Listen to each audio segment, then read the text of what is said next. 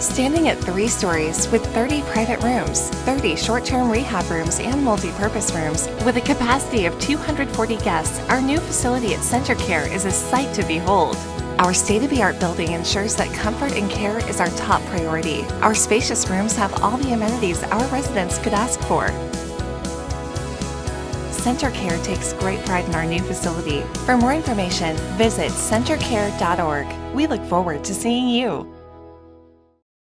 AAUW State College is part of the nation's leading voice promoting equity and education for women and girls.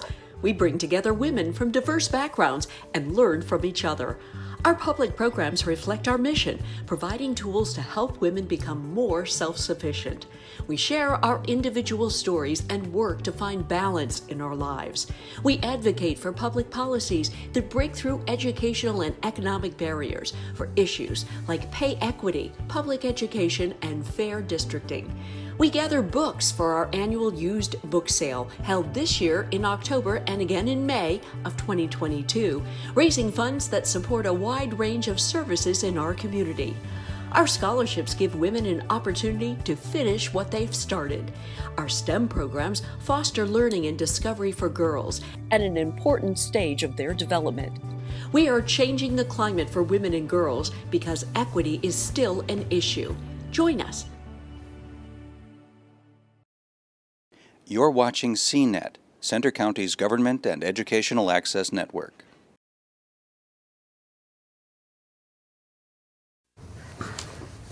I'll call the Borough Council work session together. At 6:15, we're in executive session in our conference room for to deal with legal issue, and that ended at 6:28. So, this time, welcome everybody to the Bellefonte Borough work session. There's no council action or making of motions or approvals that are taken during the work sessions. Then we're going to have a trivia question here real quick with Mr. Bernier. Whoops.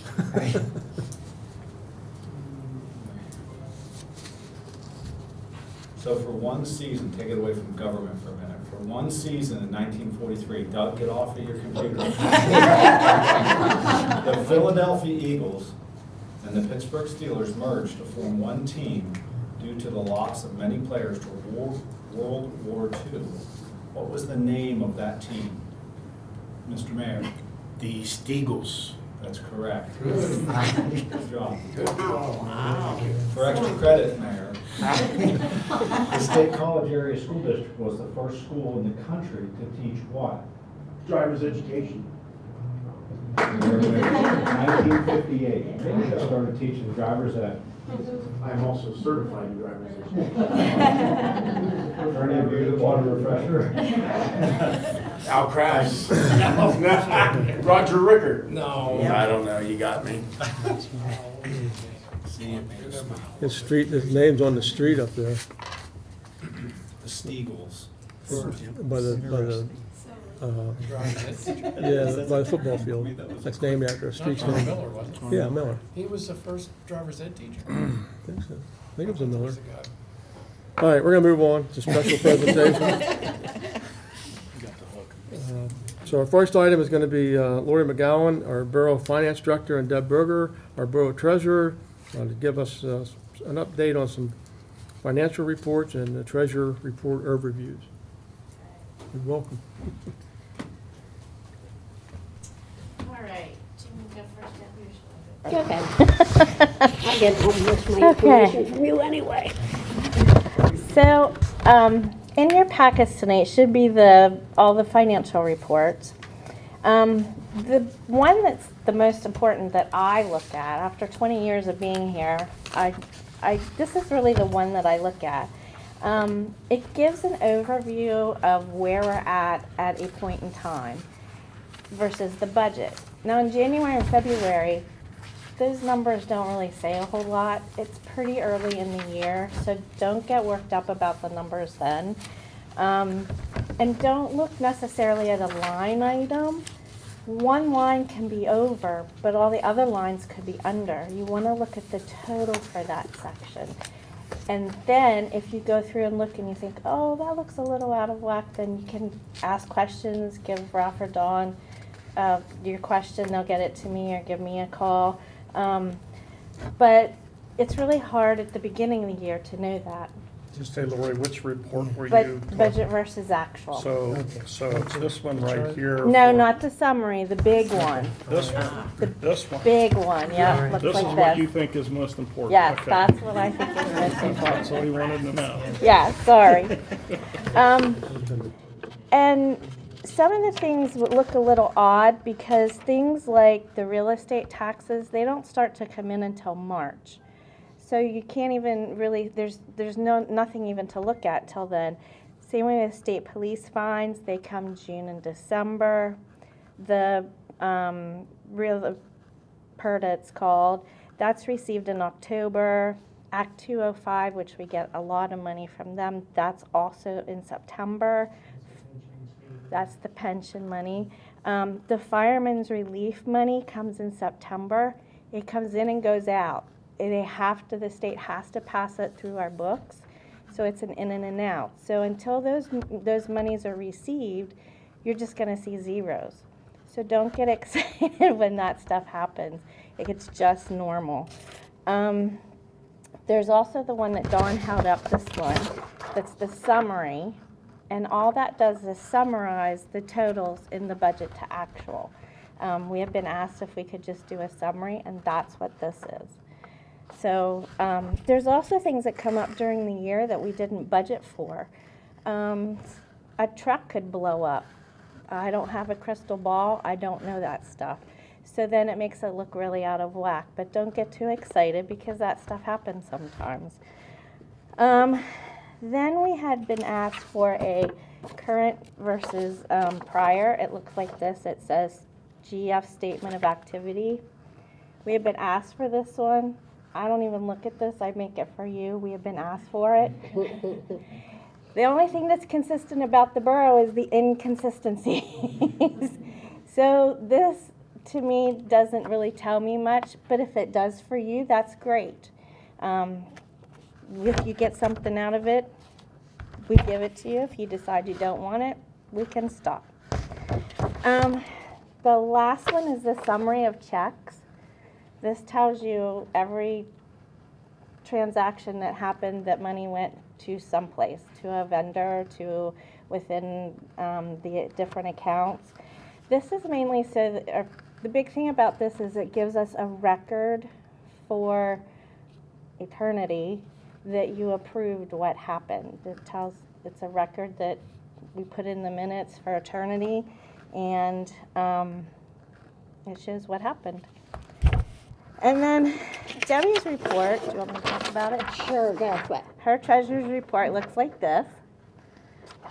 And the top part is basically the same, gives the same information as the budget to actual that I give you, the summary. It's basically the same thing. Mine gives a tiny bit more detail than hers does. And the bottom part tells you basically what the beginning of the month bank account balance was, what we received, what we paid out per the bank, and what was the end of the month. Again, when you look at that, realize that by the time you get this, it's already changed. So a lot of things can happen in that time. So if you ever have questions, you can call Debbie, you can call me, you can let Ralph and Dawn know. That's kind of a quick down and dirty. Do you have questions?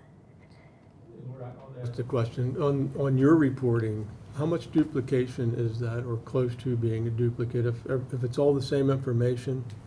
So it kind of is, like I said, the top of Debbie's treasurer report is the same as my summary. My summary is all what's in the extended budget to actual. So those are duplicates, kind of. So The reason I ask that is there's a lot of information there, and there's no way you're going to look at that from a Right. Friday to a Monday of the next meeting. And I know that this was something that was brought in by previous councils. And I'm just wondering if you could pick, you think the best information to cut this in half, what would you choose? Like I said, my big thing that I look at is the budget to actual, and when I look at it for you guys, I look at it for me, and I think, oh, well, this looks a little odd, so I'll go through and make sure everything looks okay, because maybe I have something classified wrong. Maybe something was odd in the department this year. So there's a lot of things that go into it, but that one's the one that I really look at. Two text messages that viewers aren't hearing audio from here. But just wanted to bring that to your attention. Muted?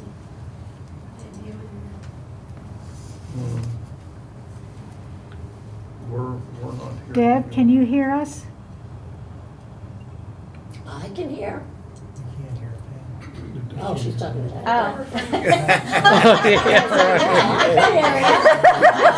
Wrong, We're not used to that. Here, which one did we have to connect? Was it this or? Was it right here? Oh, Bring this oh, up. yeah. Can they clarify whether they mean Zoom or CNET? They're watching from home, On CNET? one of them. Doing a great job. Let me get this right. I'm not asking for a There's a crystal difference ball, are you? between. If you could It sounded provide like you might have one, been asking for. if you could provide one, I would really appreciate it. Yes. Can you hear me? Yes. Good. I know that she's zooming in. Do you think these folks that I'm getting messages from earlier are on? It should be okay now. We think we fixed it. Okay. So Ken said he was asking for a crystal ball, and if you could provide me with that, I'd appreciate it.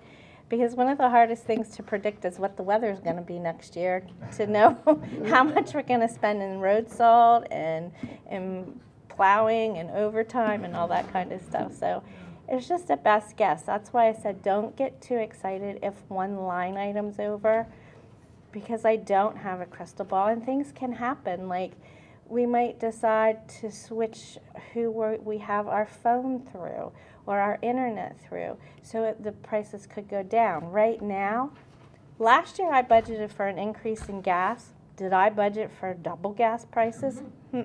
I didn't know. So it's impossible to get any line item exact. Even insurance, like they give us a number, but we buy stuff, we sell stuff, so it impacts all that. So it's not an exact science. And I even know, because I also collect the real estate taxes, last year, this time, at the end of March, I think we had collected almost 52%. This year, we're at about 48%. So, I mean, even that makes a big difference in what her numbers are going to show. Yep. So, any other questions? There were 3 revenue items that I wanted to ask you about. Do you want to do that now, and then you can go home? You can. I'm not going to guarantee that I'll know them, but if I don't, I can get answers. I think I know the answer to, but the first one is the street opening permit revenue. We had budgeted $3,500, and we've actually got $55,000. What made this big jump? I don't know exactly what they did, but I know that we had some really big invoices to them. I didn't ask Melissa. It's just prepayment or application payments for very large gas line work, on Outer High Street. They're getting ready to start East Curtin Street, so they're doing the permit work now. And we don't know exactly when they'll start, but that's what they're paying for, the permits for the entire project. There you go. So one was like 15,000, and I think Yes. the other one was 14 or I think so. 16. It is. That's what I mean. Like I didn't know about those things, Yes. so it is. It's very. Yeah. Second one, I think I know what it is. It's 357.005 local government grant revenue. This is the Bright Cities grant that came in for the trees. Is that the one? Is that what it's called, Dawn? The trees is called Bright Cities. Bright City. Yeah. So, okay, Yeah. that was one I thought I figured out. And then you'll see some expenses for that. We just Yeah. We just got some invoices, so you'll see some expenses for that. Okay, and then the other one was under parks, and we had budgeted $125 for donation revenue, and somebody gave us $2,500. I'd like to thank them. What is it? I don't remember what it was for. I'll have to go back and look. I don't remember off the But top for of someone my gives head. that big a donation, I'd like us to thank them. Yeah, for sure. That was it. Okay.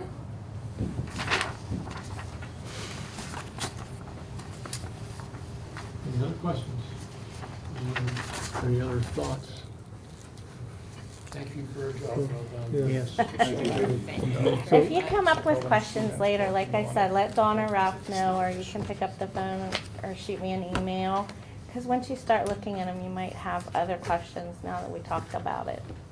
Well, Laura, I may reach out to you again here maybe later this week, and we make sure I get the right forms and go with the two that you're talking about, possibly okay. reduce the paper usage and the No, it is a duplication, lot of really. paper, isn't it? Yeah. So if you guys, like I said, if you want something else, you know, we can try to do that, but if you find some things useful or you don't find something useful, that's up to you. Okay, thank you. Okay? Thank you very much. You're Both of welcome. you. Thanks.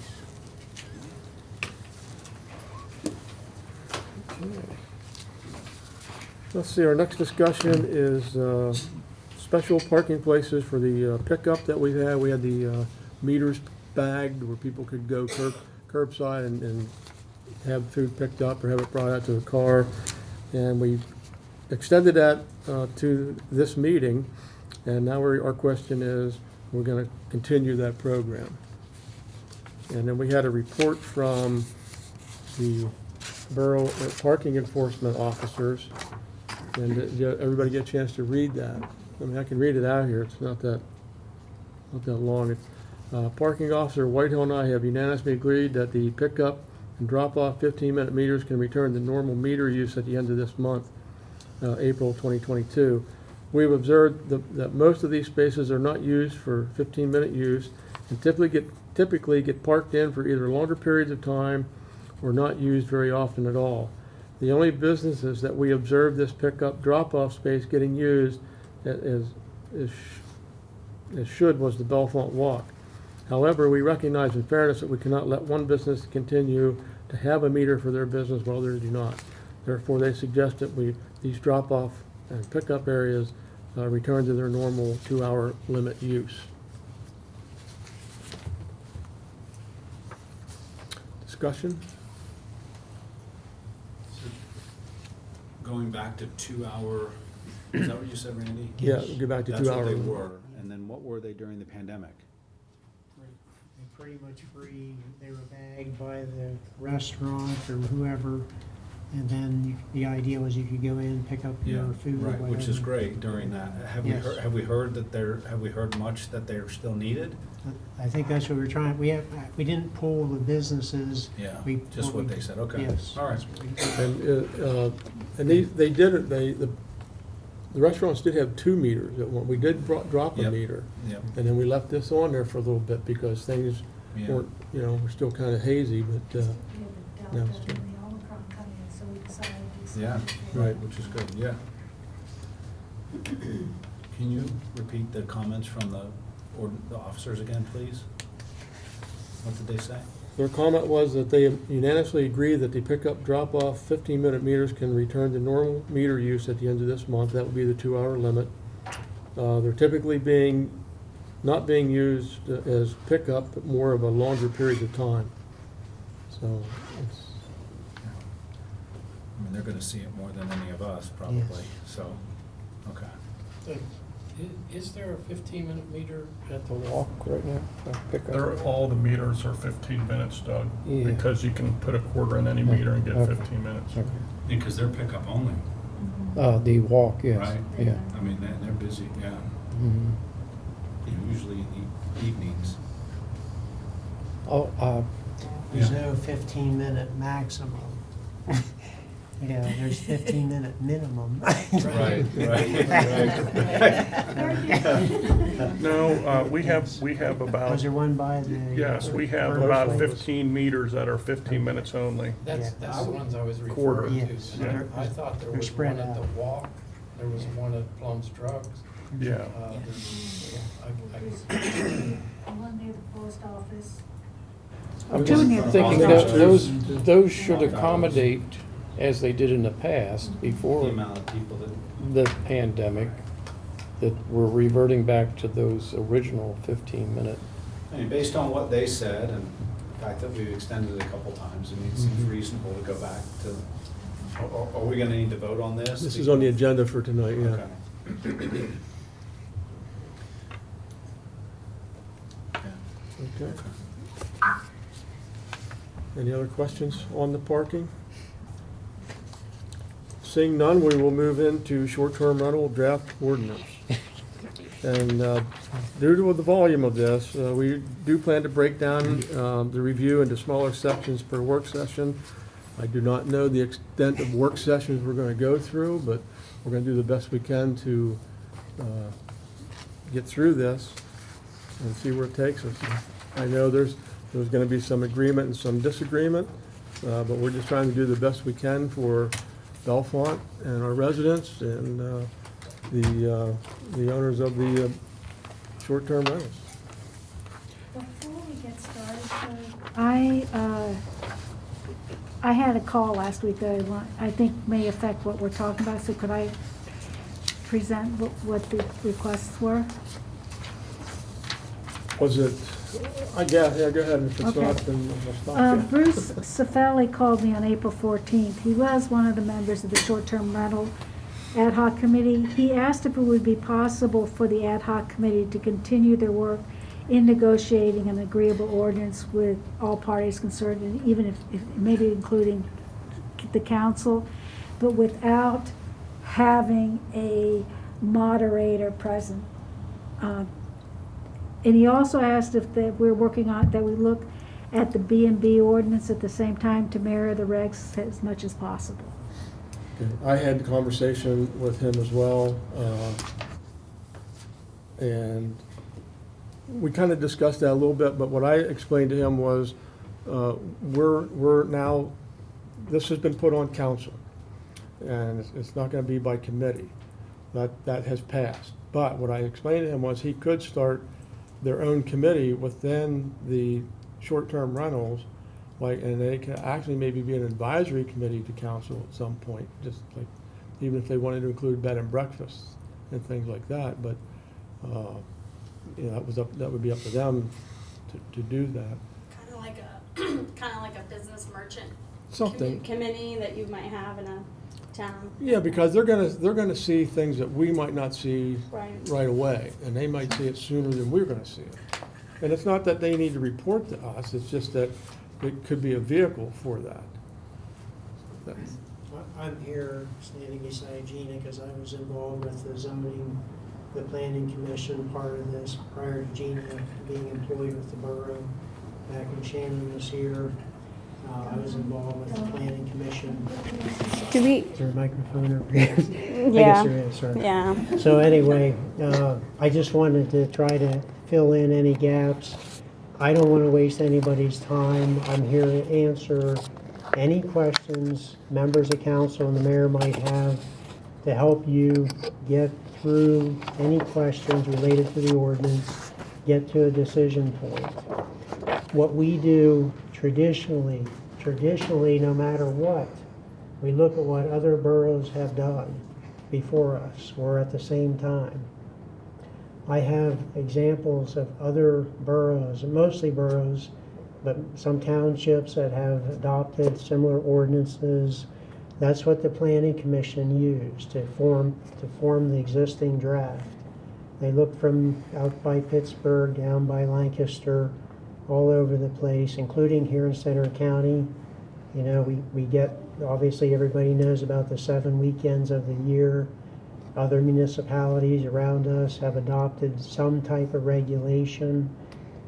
You know, I know what the hot issues are. We know that probably banning everything like some municipalities have done may not fly, may not be the happy medium. We know that allowing everything in may not work for everybody. You stand the chance of losing your residents that are here year round. that pay your taxes and build up your communities and build up your neighborhoods. So you want to focus on the happy medium. I'm happy to, try to do that if you want to. You tell me what area you want to talk about, the number of stays per year, owner occupied, non-owner occupied, how's this compare to B&Bs? I'm happy to talk to you about any of the issues related to the draft ordinance. Ralph, I have one. Yes. I know that Jeannie, you had mentioned that we're not sure. How many short-term rental properties would you estimate that we have? We don't have a handle on it because the original applications came through as a residential rental unit with no markings on it whatsoever, whether it was a short term, which is defined as less. Someone was renting out an apartment in their basement. Yes. Same as. Yes, they got a permit, or even, a house or whatever, they got a residential permit. I mean, I think it's difficult to even start talking about these tough parts of the ordinance without really knowing how many we have. Well, let me tell you, we just learned today through the Visitors Bureau, a representative, that there could be as many as 48 that are out there. I have on record somewhere between 10 and 15. Okay. That's from when I just started last March, because when I started, 10 to 15. yeah. I think we have 48 or. Right, because there's a lot that are in the downtown district, like apartments that they're leasing an apartment, but then they're short-term rentaling it. So we definitely don't have a handle on all those, because they're a rental within a rental. So they're not even coming to me for a rental permit because they already have a rental permit, or they are a tenant of a rental. So the other thing I think we're going to hear a lot from residents and people who already own these properties that rent out is, we don't have any problems at our short-term rental. Right. Do we have a grip on how many of these short-term rental properties are causing a problem in the borough? So this is a very good question, okay? So the question that gets asked a lot in reference to short-term rentals is there a nuisance problem? Right. And the easy answer to that, particularly for Bellefonte, is no, there's not a nuisance problem. There was one nuisance property several years ago, and those issues have been rectified. They've been addressed by the property owner, and they've been dealt with. The issue, in my mind, from a zoning perspective, is not, are these properties going to potentially be nuisance properties, although they could. If all you need is one bad renter, and then, things go sour.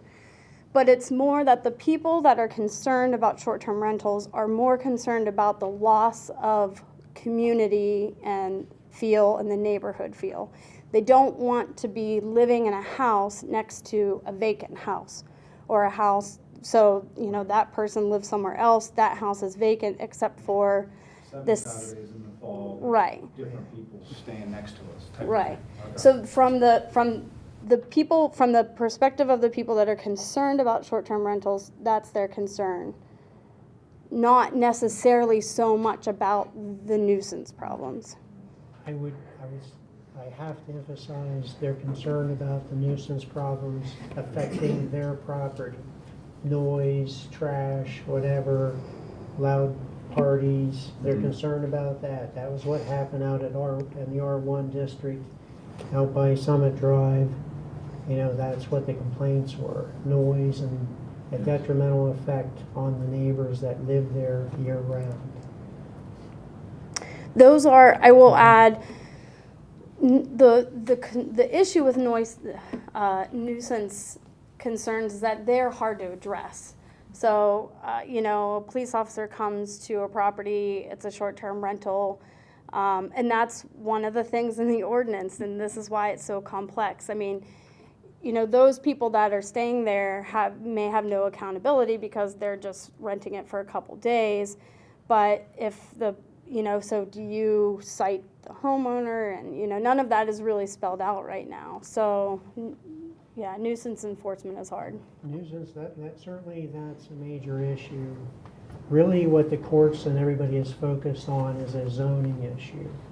And I'm going to speak to the homes that are completely non-owner occupied, no owners are present. It's purely an investment property for overnight stays. Those properties, are the most concerned, and a reason why a lot of municipalities went and adopted some amount of regulation. I talked earlier about the other area where owner-occupied unit, either a portion of the year or some amount of time of the year, 5 months, 6 months, and our ordinance says 9 months. The owner lives there, that's their residence, and their furniture is there and so on, that's where they live. Those units are not as a concern, although there's limitations. Usually it has a maximum of 30 days stay for the year, whether it's 6 occasions or 7 or 8 occasions, that can be worked out, but there usually is a maximum. Like, let's say in our area we have 7 big weekends. A lot of the ordinances are written around 6 or 7, 8 weekends, a maximum of 30 days a year, and then that's it, because you're in a residential area. I started to say about the first area, the courts have said that is a commercial use where you're not owner occupied, you're simply running a overnight stay. I'm going to use the term hotel in a residential district. The Pennsylvania Supreme Court said that is not a residential use. That is a commercial use, and the township that they went to court with was successful in saying we can ban that type of use from the residential districts. So that the courts, the Supreme Court of Pennsylvania upheld the banning of that type of use in a residential district. So we know that's what, if push comes to shove, we know that would stick. What we're trying to do is find something that works for the residents that are here year-round, paying taxes, living here, building a community like Gina was talking about, and then they want to rent out the units from some amount of time during the year. I think somewhere in that area is where we want to end up. Somewhere where people can rent maybe their unit, their house, for a period of time, maybe some kind of number of days or something like a lot of the other places around us have done, but possibly say no to the hotel in a residential district, like other places have done. I can tell you the places who said we allow them in the residential districts, I've not seen one that said all systems go, no restrictions. Most of the time they were, you got to be owner occupied part of the time or the whole time. That was the difference. And when you look at what happened at the beginning of the pandemic, where people had, excuse me, bought all of these properties and then everything shut down. They didn't have the renters to come in and the mortgage payments were due. And I've been reading about this, and they actually would come in and buy up all these homes, and it ruined the entire town because there were all these renter Airbnb type homes that were just picked up. Yeah, so that's a concern, and I don't see anything wrong though with having owner occupied. I think that's the happy medium. Yes. The case that went to the Pennsylvania Supreme Court, I'm just saying this is what happened. An out-of-state, partnership bought a house. They had no intentions of living there. It was purely an overnight stay, Airbnb type of unit. I don't want to use the wrong word, but it's one of those overnight short-term stays. And this is what the township said, and they argued it was not a residential use, and they were successful. I think we're not talking, I don't think we're going to go in that direction if we get some regulation on the books. I think what we're saying is, somewhere where, like a B&B, A B&B is owner occupied. The owner has to be there on site while the guests are there. That's right out of our ordinance.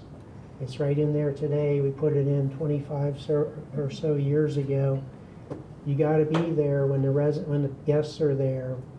You know, it doesn't say you rent out your house or anything like that. That's how, you know, it was allowed in, or we adopted it in to the residential district way back when, because the resident was there, you know, with the home. It felt like, you know, if something got out of hand, the resident was there, which is the key aspect to basically what it boils down to is the resident homeowner going to manage the property, or are we as our police department, citizens, local government going to manage the property for them through our police, through our code enforcement officer. We have a similar problem with rental properties. You have outstanding landlords and you have not so outstanding landlords. You can't pick which ones you get. You got to take them all, you know, and you hope that most of them are the outstanding type, but it doesn't always work out like that. And when they're problem properties, the enforcement and the problems fall on the borough to deal with through nuisance actions, police actions, you name it, zoning actions. It's on us to take care of because the owner probably isn't there. So it's just a glimpse of what can happen, what we would be dealing with if you have non-owner occupied units, people from other states and so on owning properties simply as an investment, no ownership, no commitment to the community whatsoever other than to make money. I don't think that belongs in the residential district. If they want to do it in the commercial district, they can still do it. They have to go by the commercial codes, get the place inspected for ADA, emergency lighting, possibly either wired smoke detectors or a sprinkler system, because it's a commercial use, and have at it. It's in a commercial district. We have no problem with that.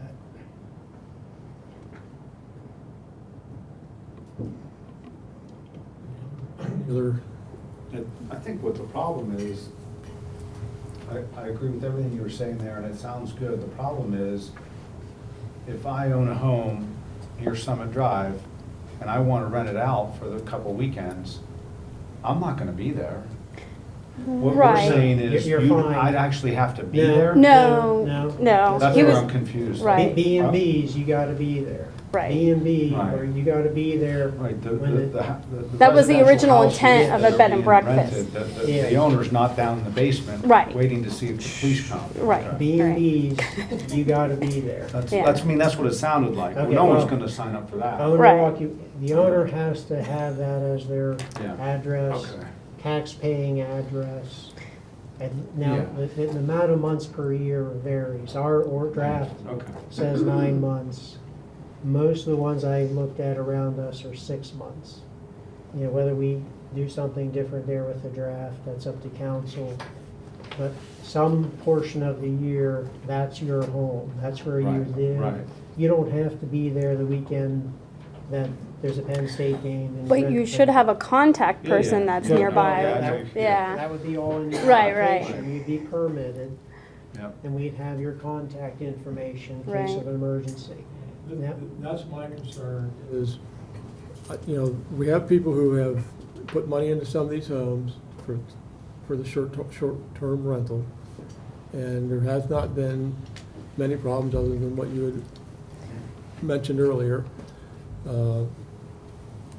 But I'm concerned that if we just say there's not going to be any residential short-term rentals, we're still going to have short-term rentals, because that began long before the short-term rentals come into town. Let me clarify. And we're going to have that issue.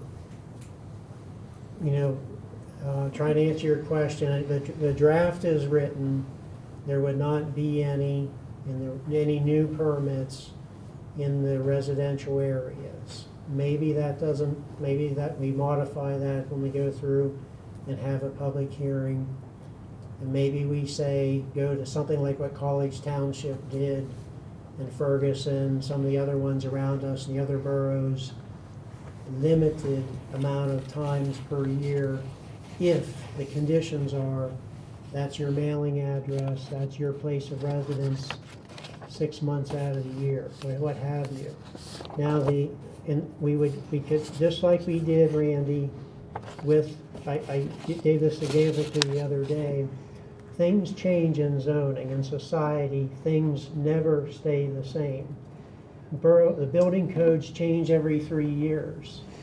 We instituted a second means of egress above the second story when we lost 4 or 5 major buildings in town. We said either put a sprinkler system in, a fire escape, or do not use the unit above the second story.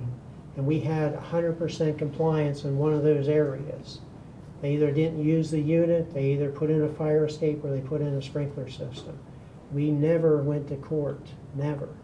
Things change in society, you know, and we're trying to get caught up around us. I think what we need to do is have a reasonable amount of time for properties to come into compliance. You know, if you're gonna have one, you got a period of time to make that your residence 5 or 6 months out of the year. That's reasonable. A period of time is reasonable. But for the property owners who purely bought the houses as investments, I'm sorry, you know, now I think we made provisions that they have to bring that property up to the commercial code because they're not there. What we're doing is no different than what like Gettysburg and some of the other boroughs did. If you are not on that property, it is a commercial use. You don't know, and the people staying there don't know how to get out of the building in the event of emergency. They must have emergency lighting. They must have ADA access in and out. All that stuff needs to go in there as a commercial hotel unit. And that's the way the draft is written. They have to bring it up to commercial standards because they are not there. The people staying there have no idea how to get out of the place.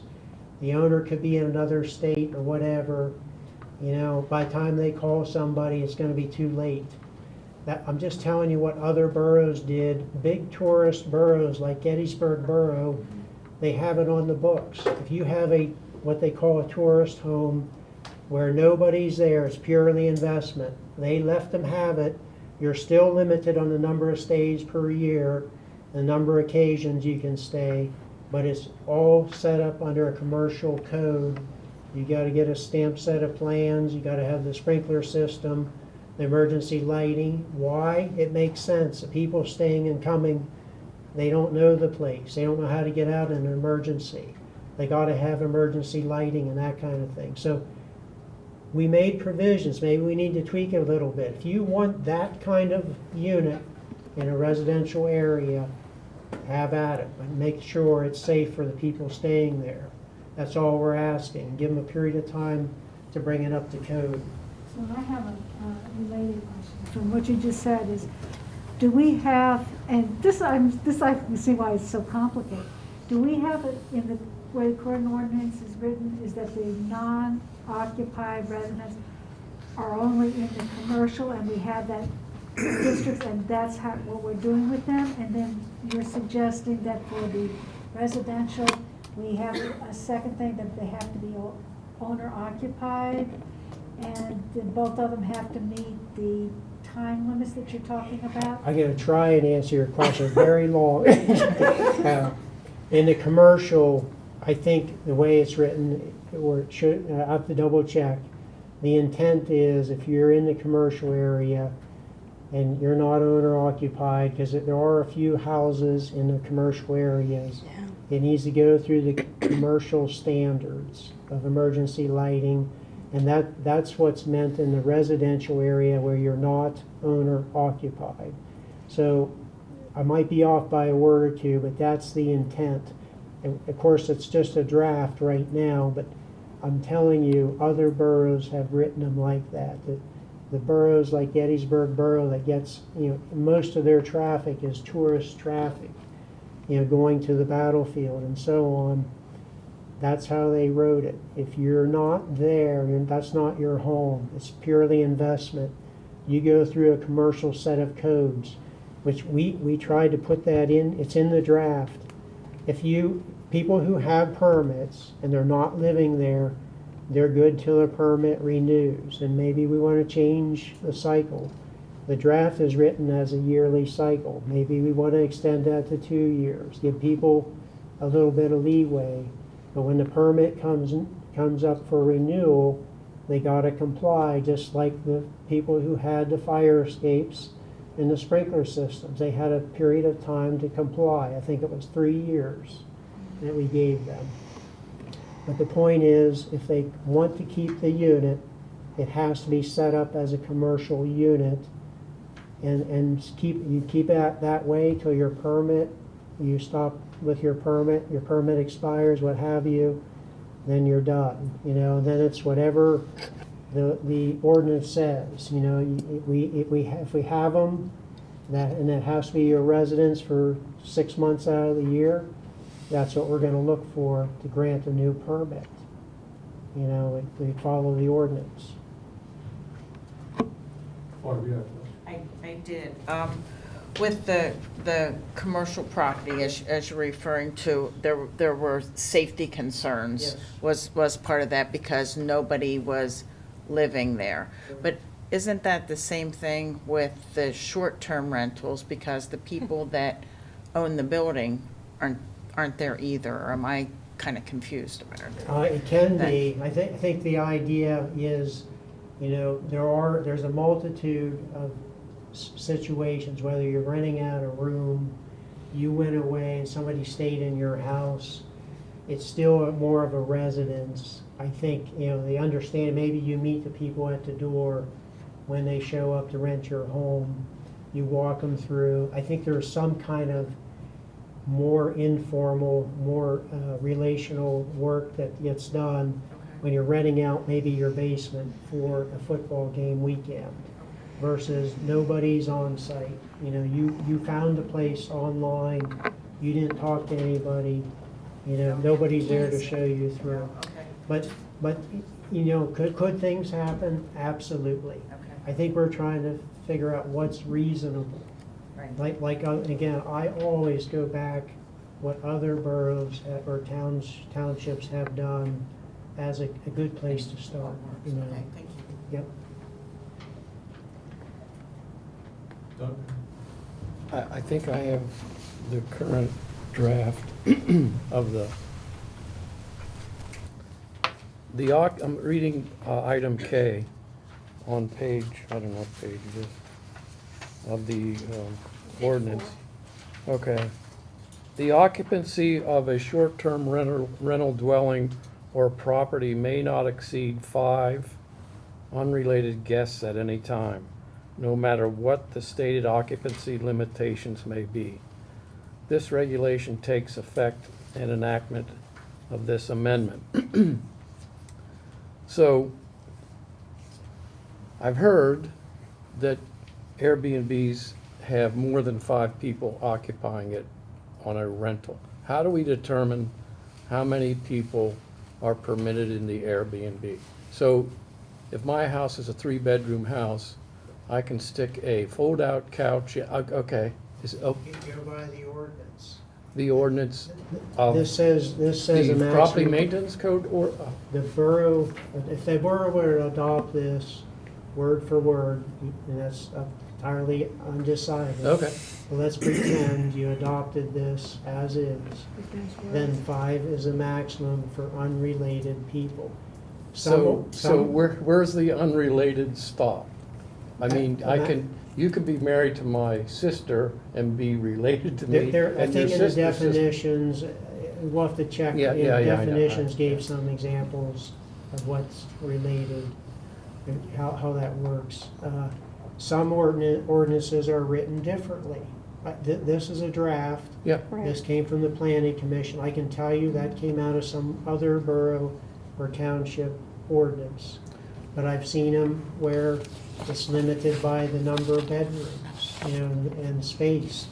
I saw something the number of people per bed. I said, when are you Well, gonna touch that? I can just see, I know when I was 21 and 30, that, I can remember back that long, but if I had a group of alumni that, hey, let's get together for the Ohio State game, we're gonna cram as many guys into that place as can sleep on the floor. And that's what And happens. nobody's gonna monitor that Right. until there's a complaint. Well, Right. and that's what happens. And then this has a point system for Oh, yeah. violations. But, Okay. who's enforcing it? In It's other gonna- words, great it's going to be complaint generated. Yes. Otherwise, they'll get away with it. Yes, honestly, this is what I was saying. It's either the community manages the property through police, through a code enforcement officer, through the neighbors who have to put up with it, or the resident homeowner that lives there. Somebody's gonna manage the property. If nobody's on site and it's purely an investment property, the chances, I'm just saying, the chances of more problems are higher. That's all I'm gonna say, than if the homeowner is there. Or that's the homeowner's furniture, their special lights and so on. I know if I'm at a game and Kent comes up to me and says, hey, I need a place to stay tonight, I'll say, hey, come on, we have a room in our Airbnb. Nobody's gonna know it. Nobody's gonna monitor unless he Right, 'cause wanders there won't out. be a complaint. Unless it's You know? complaint generated. Yeah. But I mean, honestly, most of the time, there won't be a complaint. That- And when there is a complaint, we probably have to figure out how we want to do that. I mean, a noise complaint sounds like a police matter. And the police can respond, and they can find out through a few questions that this is obviously a group of people who are renting it. And then that complaint can be forwarded to however we decide to do that. So When do the they have homeowner comes back do they have from the the authority to do a head KOA. count of- What's that? Do they have the authority to do a head count of the occupants of the? I would think Well, so. If we have the ordinance. I mean, the complaint is gonna be noise, not, hey, I think there's 6 people in there and they're unrelated. So that'll be the complaint, right? Noise, or urinating in public, not or necessarily swearing. noise. Right, these are Not the if you complaints have- I'm hearing from. Not if you have 10 cars parked out in the street that Well- aren't typically there. That's not a noise issue. No, but that's Yeah, you're right, that's a Another tough issue. one. Let's just That's do it a when tough the one, police are called. right. That's, whatever they're doing, whatever they're called for, that's what they're going to investigate. My question is, how do we monitor the occupancy of them once they're rented? That's a tough one. I think I think that comes down to the rental owner, that list of people maybe are then provided with the state. I think I saw something in one of these about a schedule of rentals. right. They wouldn't necessarily, I wouldn't expect a short-term rental owner to know who is going to be renting, but what I would require from an administrative perspective is I'm going to rent this weekend, this weekend, this weekend, this weekend, and plan out as a short-term rental, or plan out your year and know which weekends you're gonna rent. And then you would give that information to your zoning. That's what these other boroughs and townships do. But they don't, they're not gonna say, well, on, May 18th, I'm gonna have 7 people, and there's gonna be only 5 unrelated guests of those 7 people, that's. It's tough, Randy. Probably our police will get the first call from a neighbor, and then they'll go and knock on the door, and they'll try to write it up as an incident or something. Hopefully it makes it back to Yeah, I the think, database. to me, this item we're talking about, of the 5 unrelated, is what you called, Gina, unenforceable. And I think it should just come out. Yeah. I don't see where it serves a purpose. Well, there's lots of ways that you want it. I think the intent is to control the number of occupants. As Doug said, you could have 20 people come in for a football weekend, overload a house, overload a neighborhood. I think the intent is to control that from happening. So It's a safety issue. Right. So we can pick a different way. I gave you just another example, but we have many ordinances to look at if that's, you want us to question, or put a question mark there, find a different way to measure or control the number of occupants, we can do that. Yeah, I think maybe what you were onto there was, it's based on bedrooms, or it's based Yes. on square footage. Yes. Wouldn't that be a little bit easier? Like, hey, you're not allowed more than 10 guests in a residential rented house. Again, that's not the right terms, but let's just get, the complaints are gonna be generated in the residential areas where people don't wanna hear the noise, they don't wanna see the public urination. Okay, first off, you're not allowed more than 6 cars parked in the driveway. You're not allowed more than 10 people, or whatever we decide based on what we hear from the people that own these properties, Yes. not 5 unrelated guests. As someone who knows a little bit about responding to calls like that, that's impossible, not to mention extremely time-consuming. Collecting everyone's IDs and saying, wait, you are related, but you don't have the same last name. Wait, you're related? Wait a minute. You're his brother? Well, I'm his half-brother. Well, how does that happen? So maybe we just limit it. Yeah, I mean, he's my brother, but maybe we limit it to the amount of people in the size of a home or in a particular area. We do have a minimum square footage for a And apartment. we do, it's 400 square feet. I beg your pardon? 400 square Yeah, feet. so I'm sure there is data somewhere Yes. of what safe occupancy of square footage. But then, what do you classify a bedroom as? If you have so many square feet of bedroom or living room, how do Or if you we have a- equate that to? We can figure out how the other places did that. You have to have the unit inspected before it gets permitted. Right. So we would have an agreement, let's say the roll-out couch qualifies, that would be noted in the permit, that you counted maybe, and then, of course, the bedrooms and so on. But we could figure that out, because we're not the originators of these ideas. We're just trying to get caught up with what other communities have done. Well, a bedroom has to have a window and a closet. Yes, for emergency exits and so on. And even that's in our housing code today. So those are the kind of things we would look at, So what We are getting short. what if I'm renting out a room? You don't know I'm renting out a room because you don't know it's, Right. I'm renting out a room, so why would I come to you for a permit? To continue Well, renting out my room? Because if I find you on Airbnb. There's monitoring companies, whatever you want to call them. The other places that have big tourist, gatherings like the Penn State area, they're there already being used. They can find you advertising, and then we would send you a letter, just like any other zoning violation. You're in non-compliance. So that's what would happen, Gina, if you would find, like, the follow-up with that, you see Right. someone doing that, you send a letter, hey, you're in violation, either there's. Yeah, actually, I work with Center Region Code. They have a thing called a 20-day letter. So right now, as we've mentioned, short-term rentals are just rentals. If I know, I will indicate that there's a short-term rental in the borough. But so I just found one the other day on Airbnb. So I contacted Center Region Code, the person that I work with rentals, and I say, hey, can you send a 20-day to this person? And what they do is they send a letter that says, hey, we hear you're renting. You have 20 days to submit a rental permit application. If not, then you'll be fined $300 per day that you rent without a permit. So right now, that's what I did to get a lot of these short-term rentals in compliance in the past year. Ones that sometimes, like, they legitimately didn't know they needed a rental permit. Sure. So it was that kind of situation. Now, once we have an ordinance, then that's another thing. How do we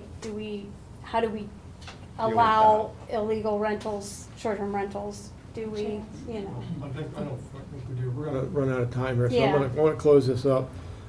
We are finally at the point where I wanted to be, and that's talking about the residential rentals.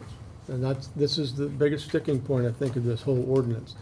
And so at our next work session, I want to continue that and hopefully maybe be able to, we have a lot of stuff coming up in the next few work sessions with folks coming in.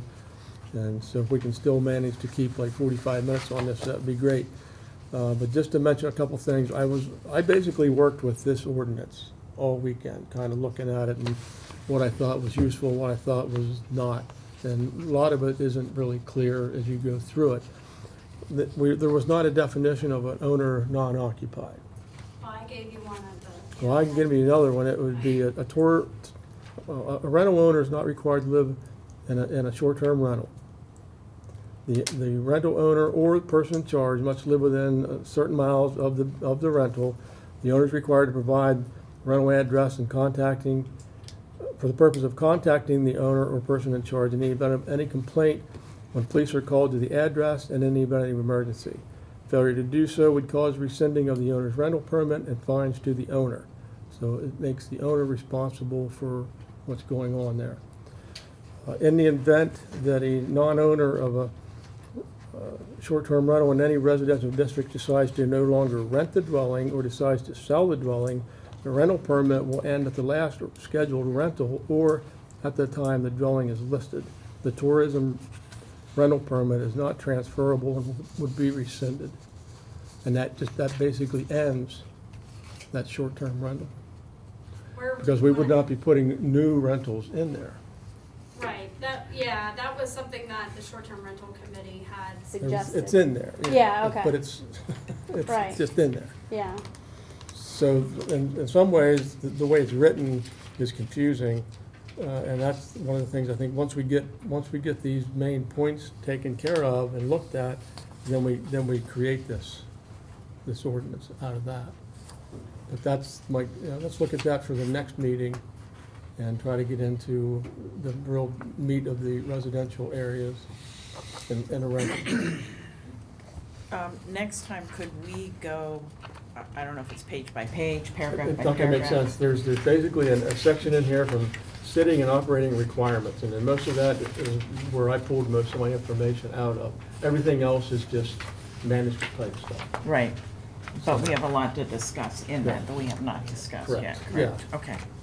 One other, is there any chance of getting a better handle on the number that we think exists in the residential area? I can get, I think I shared with the old council, I had one of my memos, I had a list of ones that I had permitted, so I can go back and get you at least the ones that I know for sure, and then I can open up Verbo and, count them and. Gina, are we still permitting short-term rentals at this point? Yes, we legally have to, because we do not have an ordinance to prohibit them. That was actually something that I had brought up last year, but so whenever they apply, I ask them, are you short-term or long-term, so at least I know what we have on the books. And usually I let them know, hey, there's an ordinance in the works. It may affect you this way in the future, Okay. you know. I have 7:30, so we'll Yeah. have to end the work session at this time. Thank you, Gina. You're welcome. You're watching CNET, Center County's Government and Educational Access Network. Council chamber is open to the public with normal standard occupancy levels.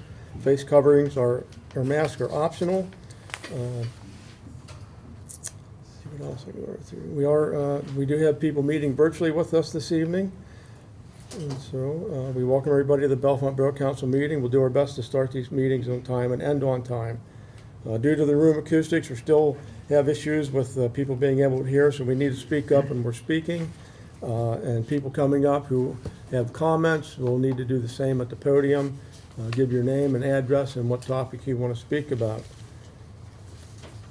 At this time, we will rise for the Pledge of Allegiance, and a moment of silence will be for the victims of shooting in Pittsburgh, Pennsylvania over the Easter weekend. I pledge allegiance to the flag of the United States of America, to the republic for which it stands, one nation, God, justice for all.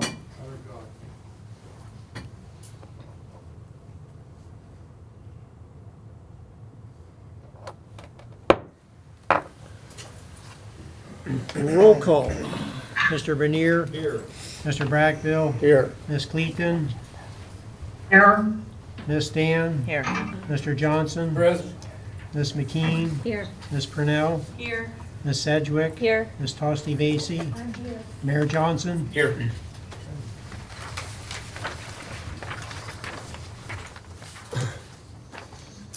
Okay, next item, additions to the council meeting agenda. In accordance with Act 65 of 2021, if a matter is not on the agenda, council can take official action on some exceptions. Council can act on matters related to potential or real emergencies. Council may add a matter of agency business to its agenda through a majority vote. Council would need to state the reason why the action item is needed to be added to the agenda. Are there any such additions? I just want to, we received a piece of correspondence late Thursday. We had already sent out the agenda. It's in regard to the Penn State Sustainability Communities Collaborative Program. Yes, it's at the table, and due to the date of the program is April 27th, which is before our next council meeting, so I'm asking if we could add this as informational to the agenda, listed under correspondence. Just their Sustainability Expo program, as I said, is April 27th, 5 to 7 p.m. at 3 Dots downtown State College. If you need information, we're happy to get you additional information, but it's basically the students who helped us with our sustainability project for the semester give a presentation, as well as the other groups that did similar programs. So it's a very nice event. So if we add this to the agenda, I got some additional information this afternoon. When we get the correspondence, I can give you that additional You're talking under communication. Yeah. Yes. Okay. Do we have a motion? So moved. Do we have a second? Second. Okay, that motion carries.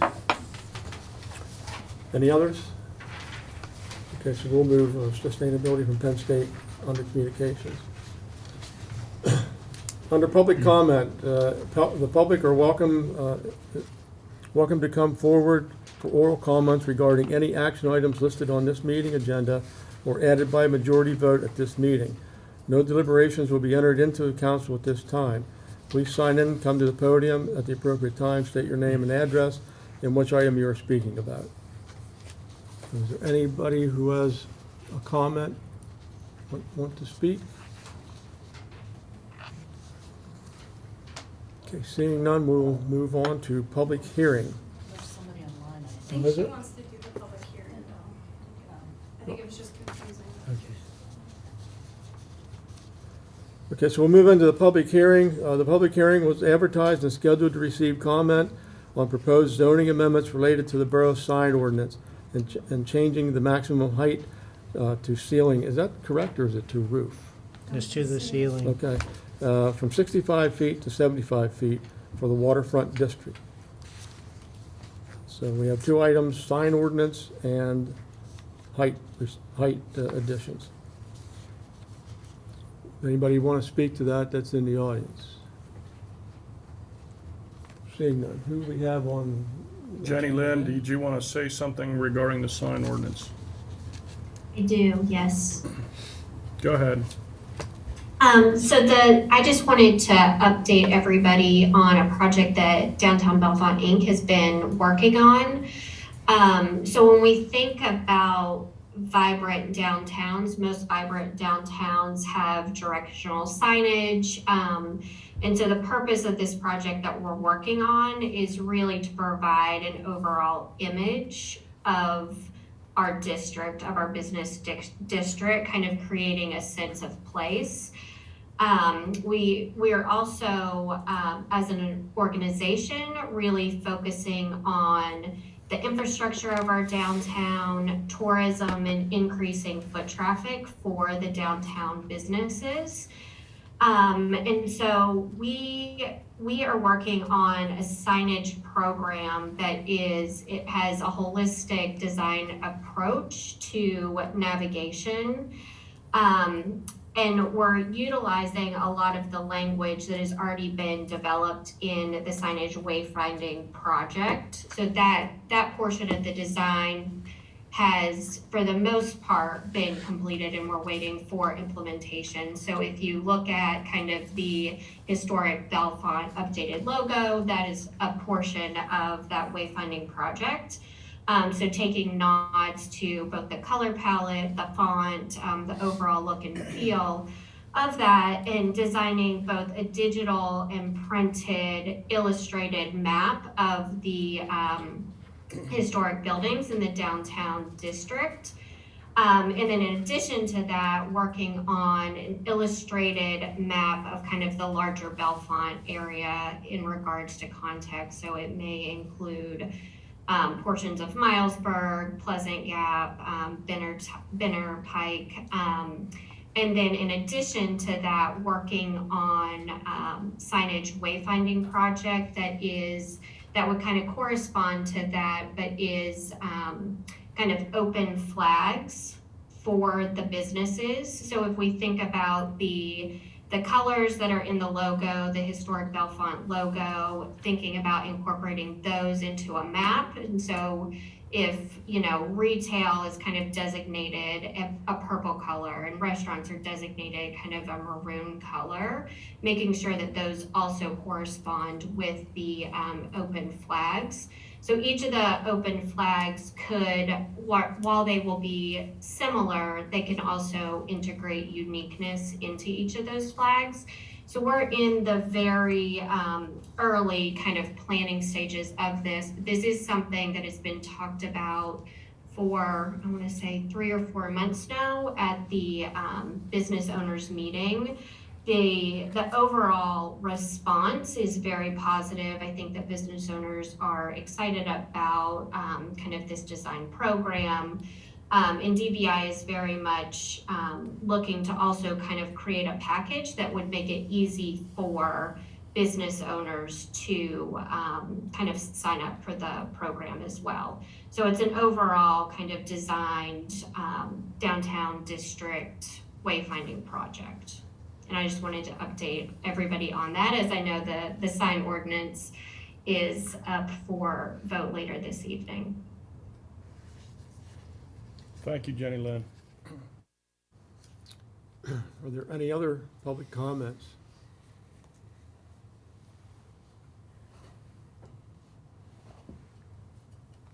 Seeing none, we will continue to move on with our meeting agenda. Takes us into communications. First one is a letter from the Central Booking Center regarding fees for the 2021-2022 year. The letter basically summarizes that the commissioners have used some ARPA funds for the time being, so they will not be asking the municipalities for the shortfall in their fees or their income that's received through fines and so forth. 2023, I think, still a question mark, but basically the letter says we're good for now. So there's no action that needs to be taken. The next item is a letter you'll see there, or a note from our mayor regard to a complaint regarding some rodents or skunks in Talleyrand Park.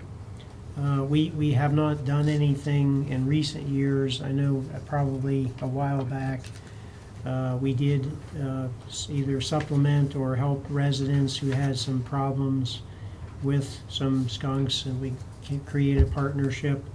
But we haven't done anything like that for quite a few years. So we're just want you to be aware of the complaint at this point. So this is in the park, correct? Yes, according to the note and the complaint. So could this just be a administrative? It can be. Address on that instead of a council having to approve something? We can. We just didn't budget any funds for it. There's no funds in parks?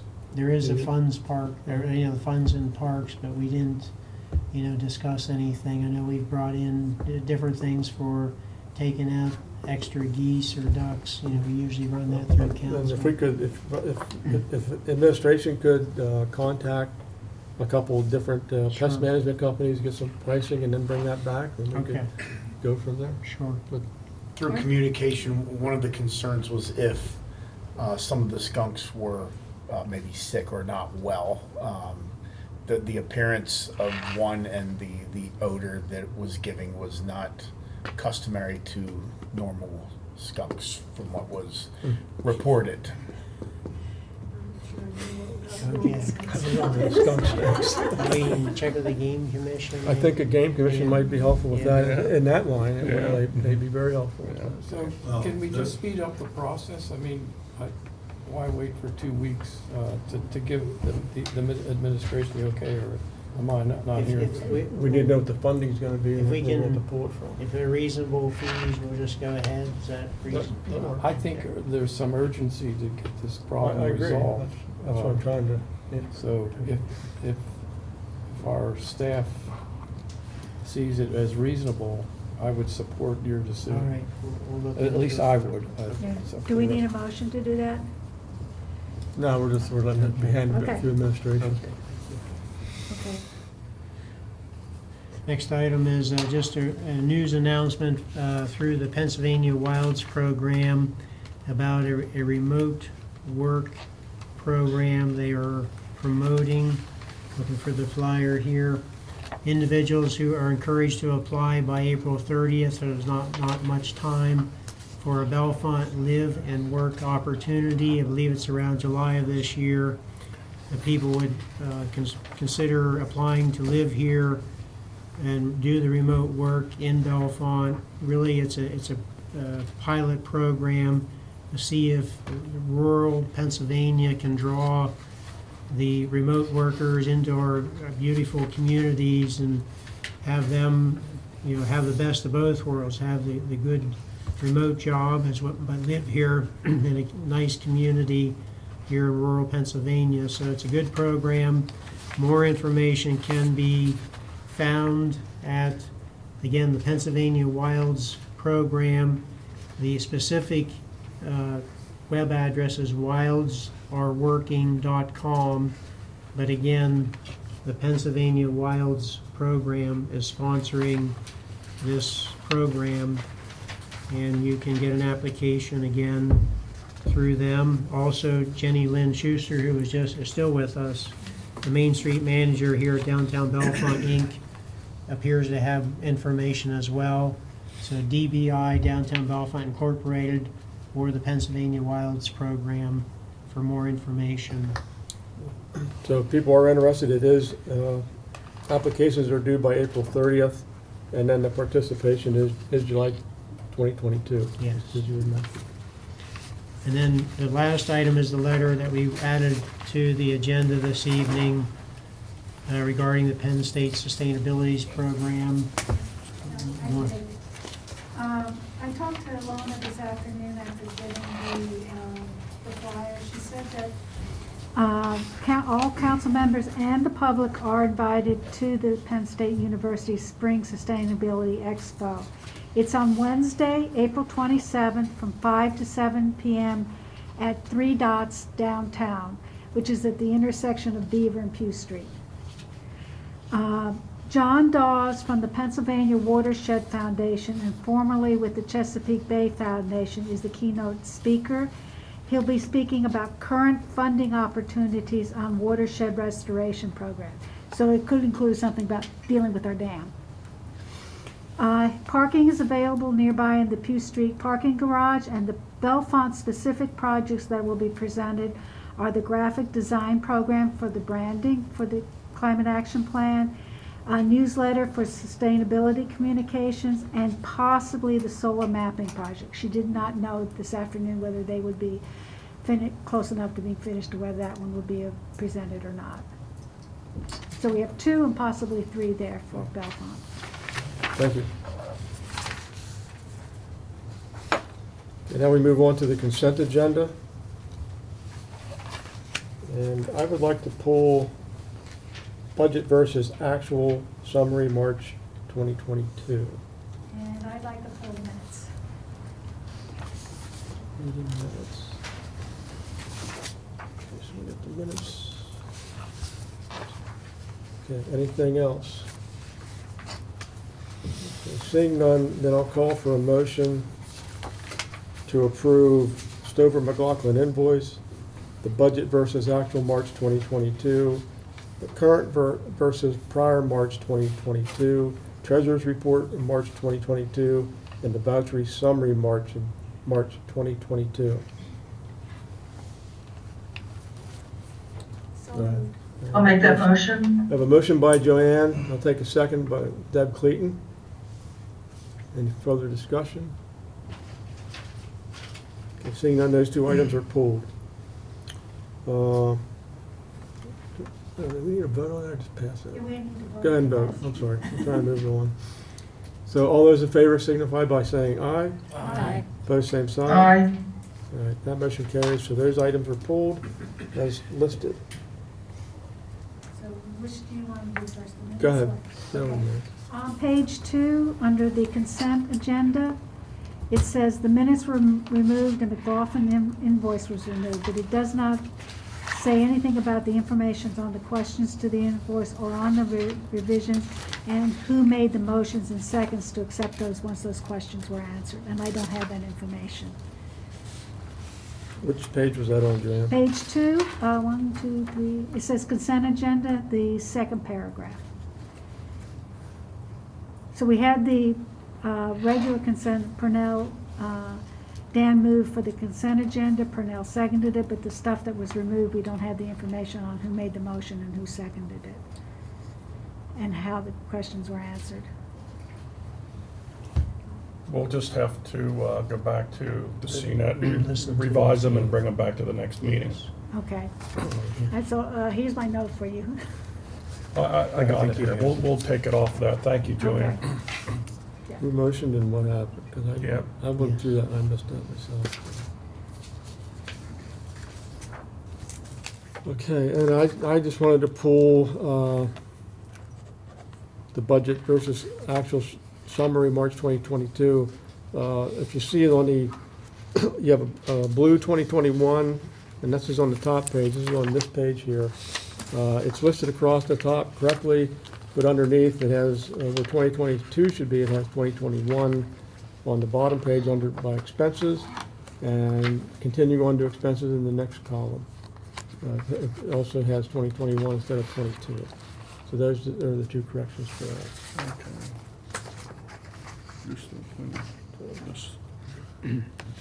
Well, that should be 22, and that should be 22.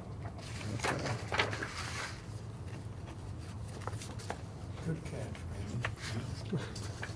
So I'll make a motion to accept the budget versus actual with those corrections and table the minutes to the next meeting so we can get the information.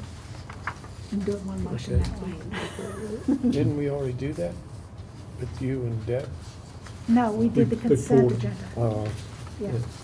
Okay. So, right now I'll call for a motion to table the council meeting minutes for the next meeting. So moved. A motion by Joanne Tostabasi, second. Doug Johnson, second the motion. Any discussion? Seeing none, all in favor signify by saying aye. Aye. Opposed, same. Aye. Motion carries. And to have a motion to approve the changes to the budget versus actual summary March 2022. So moved. So moved by Mr. Johnson, second. Second. Second by Ms. Dam. Any discussion more? Okay. Seeing none, all those in favor signify by saying aye. Aye. Opposed, same Aye. sign. Motion is approved. And now takes us to, lost my agenda. Reports. Going into reports, that's what's next. Yeah, got it. I got it.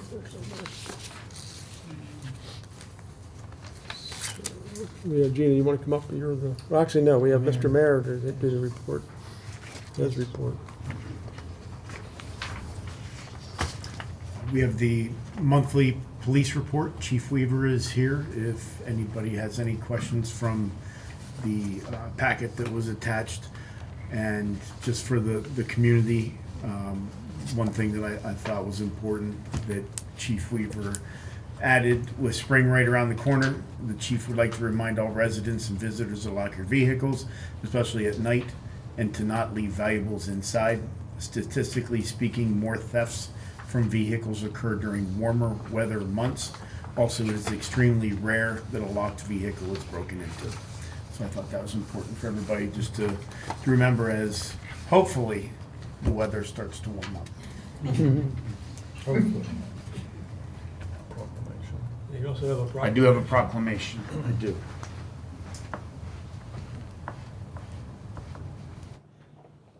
Proclamation for the Watershed Cleanup Day, April 23rd, 2022. Whereas Bellefonte Borough has participated in Clearwater Conservancy's Watershed Cleanup Day for the last 26 years, and whereas during last year's event, 390 volunteers helped remove and properly dispose of 11,000 pounds of trash collected from roadsides, parks, streams, and forests throughout Center County. And whereas Bellefonte Borough is committed to improving our environment for the benefit of our citizens and visitors. Now, therefore, I, Mayor Buddy Johnson, do hereby proclaim April 23rd, 2022 to be Watershed Cleanup Day in the Borough of Bellefonte, and encourage all staff and citizens to participate in the event. In testimony whereof, I have hereunto set my hand and caused to be affixed the Great Seal of Borough of Bellefonte this 18th day of April 2022, signed Buddy Johnson, Mayor.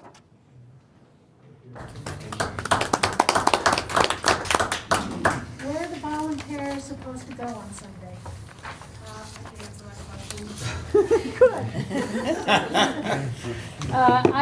I've done the Watershed Cleanup Day for several years now. My husband, daughter, and I have done it and gathered some friends. To be honest, you're supposed to sign up in advance and then you get placed at a different site location. So I would suggest if there are members of the public that still would like to participate, that they immediately reach out to Clearwater Conservancy, and I'm sure there would be room to add. I am a site coordinator for the Bellefonte Watershed section from 550 Water Street through along to Talleyrand Park. So there's going to be me, my husband, my 10-year-old daughter, and then another adult, and the four of us will be cleaning up that stretch of the waterway on Saturday morning.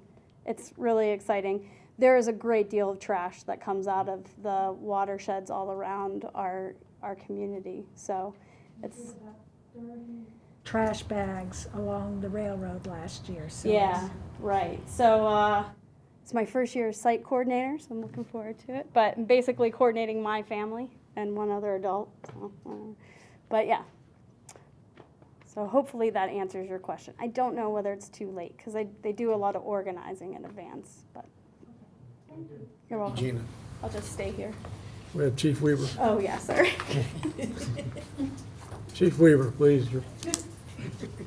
Does anybody have any questions? on the very last page of your report, with the total offenses and cases from the 1st to the 31st of March, you have total number of cases 8 on the first line, and the description is missing. What's supposed to be there? You've got something, different things like disorderly conduct, driving without a license, and you've got things, but the very first line says there are 8 cases, and there's nothing there what the description is. This is the very last, The very last page. Okay. All right, okay. And the question is, The drug perfect already shows 3, but you have an 8 right above that 3 at the top of the page. The 8 Doesn't fall have- out of it. disorderly conduct hazard, okay. Oh, yeah. I have no idea. Huh. Oh, I'll find out what that is and we'll get back to you. Okay. It might, yeah, that came right off of our system, so I don't know. Does the math add up then at the bottom? No, it doesn't. Okay. I'll make something up if I can't figure it out.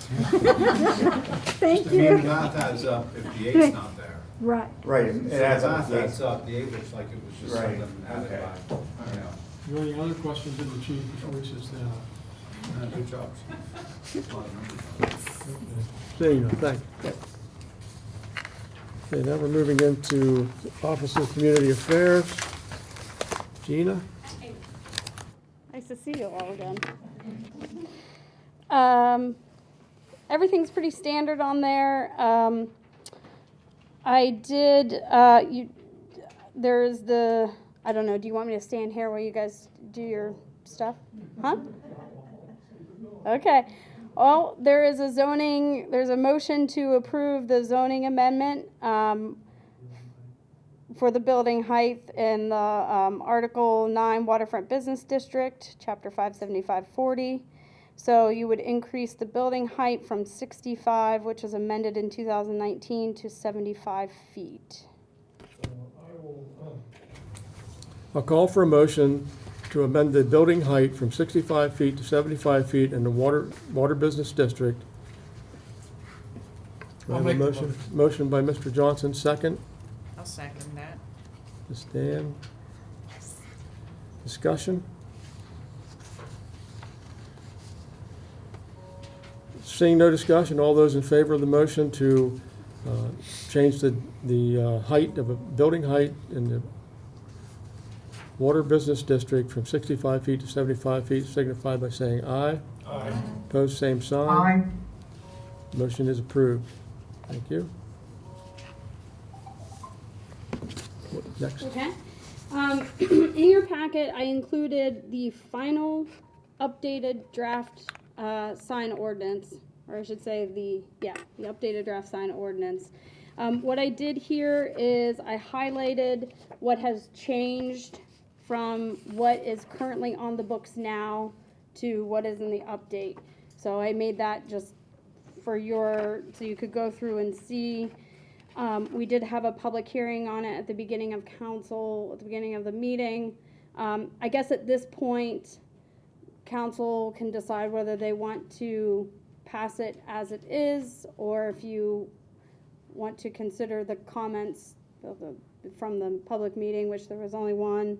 I will just quickly add that when Jenny Lynn was going on about the sign program that DBI is doing, that's going to certainly help kind of get business owners to pick more aesthetically pleasing signs and signs that will help tourists when they come and visit Bellefonte to navigate their way down through town and to be able to advertise those businesses that are open. So, are there any questions about what has changed in the updated sign ordinance? Business owners all have this now, or they're familiar with it, or they know what the changes are? That's a good question.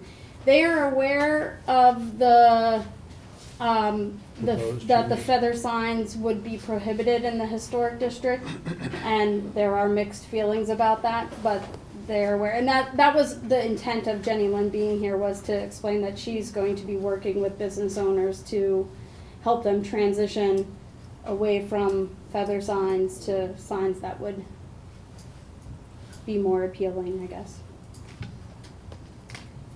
Any other discussion? Questions? So what would council want to do? I can call for a motion to approve the updated sign ordinance as presented, or you can. It's not listed as an action item. We didn't list it. Okay, so it has. Okay, well, Yes. it's here. It's here, but we did not list it on the agenda for action. And I actually told people because that was the case. Okay, that's fine. We'll hold Yeah. it to the next meeting. So this will be May 2nd. Okay. Yeah, with the new agenda requirements, I think we need to list it as an action item. Okay, and that gives the businesses a little more time to Yes. take care of it. That's fine. Sorry, I didn't print out the memo summary from your packet here. I just wanted to let you guys know that on April 11th, I submitted the grant application for the PA SHPO, otherwise known as SHPO CLG project grant. And for those of you on council who are new, I spoke about this last year. This is a grant that would be about $25,000 for the borough to update its historic design guidelines, which are desperately needed. So that application was submitted on April 11th. And do you expect response back? I would say when I talked to Frank, who is our representative, he said that they are hoping to get those grants started in July. So I expect that the turnaround is going to be pretty quick here. Hopefully in the next month or two I'll hear from him. That's faster than normal. I like to hear that. Yeah. Well, it was a bit delayed in getting out to everybody, so I think, you know, they want to get it going. And then finally, are there any questions about that? Okay. And then just recommended for approval for certificate of appropriateness is 135 South Allegheny Street, 1 Perry Lane, and then the Waterfront Development Project. Okay, can I do all three at once? Yeah. Okay, so I'll call for motion to approve the brick facade repairs and painting of the brick facade with color presented for 135 South Allegheny Street. Also, it'll include, the motion will include approval of business owner sign at 1 Perry Lane. And the third item would be a motion, the recommend approval as presented on the Waterfront Development Project. Do I have the motion? Rita, Ms. Purnell? Do I have a second? A second, Sedgwick. Sedgwick? Discussion? Just to clarify for everybody, the Waterfront Development Project, this recommendation is basically doing the changes that Tom Songer has requested that include that restaurant thing, which was when this was actually done a couple of years ago, and we passed the HARB accepted the plans, but because of the change in the design, they had to go back to HARB, and this is accepting the new design. Right. Any other discussions? Seeing none, all those in favor of the approved work for 135 South Allegheny Street, 1 Perry Lane, and Waterfront Development Project as presented, please signify by saying aye. Aye. Aye.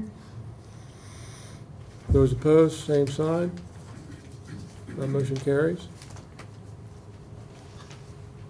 Nuisance code, we don't have any reporting. Mr. Brooks is out right now, so once he gets back, we'll hopefully start seeing those reports coming back. And then our next thing would be the borough manager.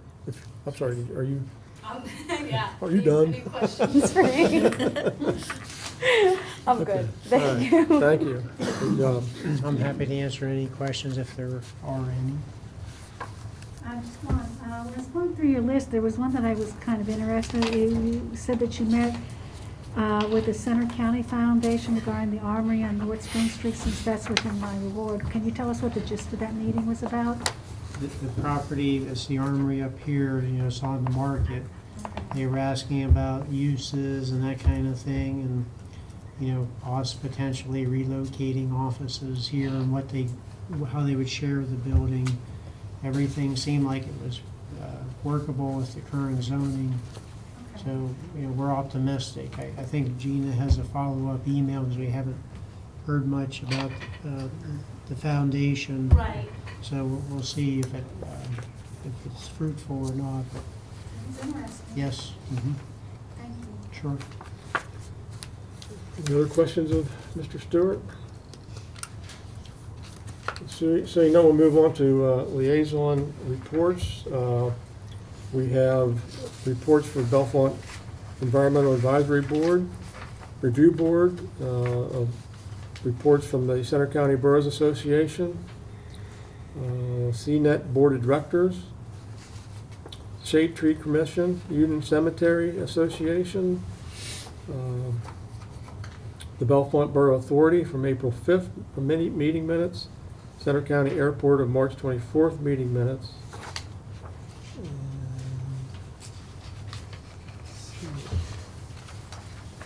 We also have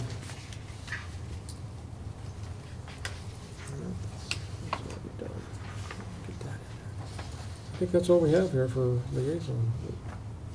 Seems like there's something missing. Why am I missing? Workplace safety. Workplace safety. Yeah, I know, but I can't. we go. So we have Bellefonte Borough Authority, Center Region Council of Governments, that meeting was canceled. Workplace Safety was submitted, and that was the last one I see on my report. Yep. Are there any questions to any of those submitted reports? I have a comment, Randy. I just wanted to add the Union Cemetery Association a report that's in your packet. There was additional information that came in today.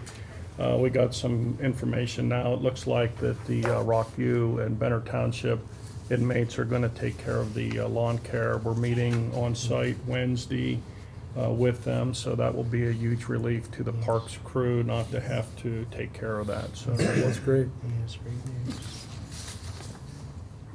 I won't feel so bad when I see you guys up there cutting it. I've been meaning to get up there for how long, but it's difficult. Okay. With no other discussions or questions, we'll move into current and old business. First item, we just want to make the public aware and members of council, because sometimes you get the calls before we do. There's a water main replacement project planned for South Monroe Street between Bishop and Hume Street. The work says here in our memo or in our agendas, it's starting this week, the week of the 18th. We're just doing some exploratory digging right now and laying out the process at this point.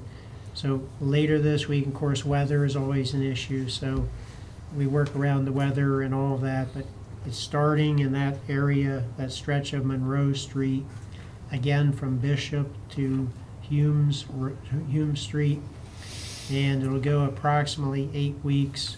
We're going to try to update citizens per the borough meetings here, the borough council meetings, and then also on our website, borough Facebook page, and the Nextdoor app every week or so thereabouts as we see some activity there. So look for those areas, and then we'll try to update people through this method as well. Is it possible to notify the residents in those areas when they'll be in your particular block in advance so that they know not to move their cars or whatever that's needed to be done? We're using door hangers, and yes, we're doing like more personal contact with the residents right in that neighborhood. When we know there's going to be a service interruption, we'll try to give people as much notice as possible and try to do as best we can so they have plenty of time to adjust the schedule or move a car, what have you. Thank you. Mm-hmm. Any other questions? Okay. There's no council action required for that. Okay. Next item is, we had this in the work session agenda. We were talking about the special pickup parking spaces in the metered areas created during COVID. The motion here, I'll leave Randy take it over. I'll call for a motion in a second to modify current practices and terminate these special pickup spaces effective Monday, May 2nd, 2022. Do I have that motion? I'll make that motion. Ms. Keene? Do I have a second? Second, Dan. Moved by Dan. Discussion? I will say that our meter enforcement people recommended that we cease this practice because of the usage right now is low as far as things getting picked up, but high with longer parking, people staying there, so it seems to make sense. All those in favor of the motion signify by saying aye. Aye. Opposed, same sign. Aye. Motion carries. Next item So is. they'll be notified by. Yes, well, yes, we can notify them, so yes. The train station restoration bids, Dawn did a proposal for those. The proposals were due this past Thursday, April 14th at 4 p.m. We have them here to open, and then after they're open, we're looking for a motion from council and approval from council to review the bids and then select the low bidders per each project so we can keep the project moving, get it scheduled. Okay, I had a drum, I'd roll it. This first bidder is, there were two different ways or three different ways for this to be bid. We're doing a roofing contractor for the train station to put a new roof on, and then we're also put out the proposal for painting all the exterior woodwork of the train station.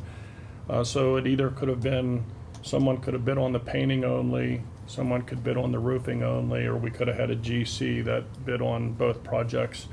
Right now, the first one is RH Marcon, they're a roofer, so I'm assuming that this is going to be for roofing only.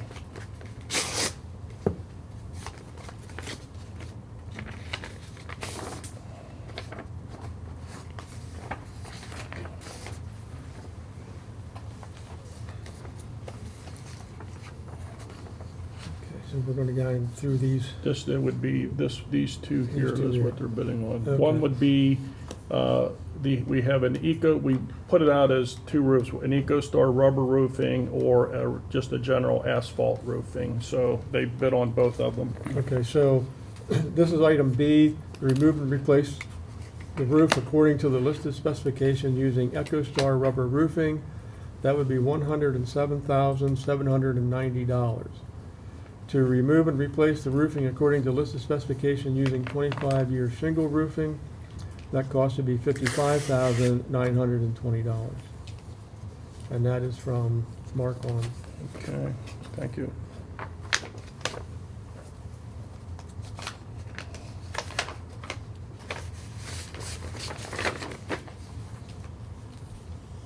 The next bid is, again, it's Midstate Roofing and Coating Incorporated.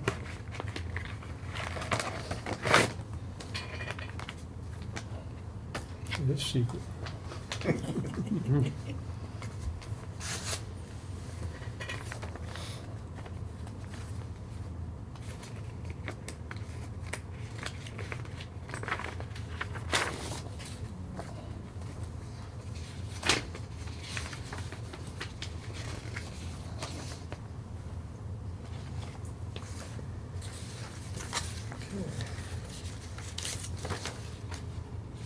So for Midstate Roofing, the bid to remove and replace the roof according to the listed specification using EcoStar rubber roofing would be $89,760. And if we remove and replace the roof according to listed specification using 25-year shingles roofing, that price would be $48,261. Okay. And then the last bid here is for the exterior painting.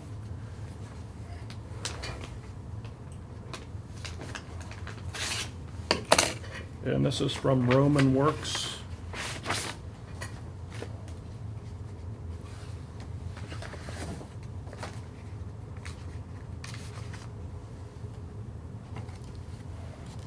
Okay, so the proposal for painting from Roman Works, painting all exterior wood of the train station would be $17,000. Okay. And that's the only bid we got for painting. That's it for painting. Yep. And I mean, we really tried. I mean, we've called, I don't know how many contractors, both roofers and painters and GCs. So we want to do two motions, one for painting and one for roofing? How do you want to do that? We'll have to. But, yeah, But you I gotta thought review, They have to be reviewed. review, make sure everything meets the specs. All right, well, then we shouldn't have this call for motion in here. Well, motion to review and award if everything's in place. Or that's what we're hoping for, that way he doesn't have to come back or anything. Oh, I see what you're trying to do. Yes, we review them and then we award them so we can. So I'll make a motion to allow the administration to review the bids, and if they find and determine if they're acceptable, to offer the contract to the appropriate bidders. Thank you. Second that. We have a motion by Mr. Toasty-Vasey and second by Mr. Bernier to have administration review of the bids and select the applicable bid. And if you don't like them, bring them back. Yeah. Yep. So, any discussion on the motion? Seeing none, all those in favor signify by saying aye. Aye. Post Aye. same sign. That motion carries. It's up to the administration at this point. Thank you. Next item. EV charging station memo. Council may consider action on this item or schedule a time appropriate for work session. I think I would like to move this to a work session. If we do anything, I think tonight we're looking probably having spent $10,000 based on the numbers I saw in the packet. So is, under that, could I also ask, as part of the work session, to get information on possible warranty or issue or insurance? It didn't go the last time. I don't know if we asked for that the last time. That's Yeah, what- yes, and I think I have it in the memo that when we checked with the insurance, we have a $5,000 deductible and Okay, the cost but of the what EV. about checking on warranties for replacing it, and also, what other possible alternatives, including cost of surge protectors, so that, That's in there. Surge protectors cost was in there. Yeah, we ended up going ahead and approving the surge protectors to go forward with the other two lots, just to preserve what we have. right, but what I'm talking about are these four that we need to, we would need to replace, the cost for that as well, so that we have all of that information at one point. That's all I'm asking. Sure, yeah, we can do But that. this is just for one station is what we're talking about. There is 4 plugs. Is the one behind the bank? Yeah. Yes. Is it? Okay. That's even more, I would rather look at a different system, I think, based on the luck we've had with these. But we'll hold that for a work session to be decided later. We'll include that cost in the prices we charge for the parking. And then there's the spring leaf grass pickup scheduled for the week of April 18th. That started today, probably somebody's neighborhood. Well, like you said, with the weather conditions, we probably didn't do too much. Probably not.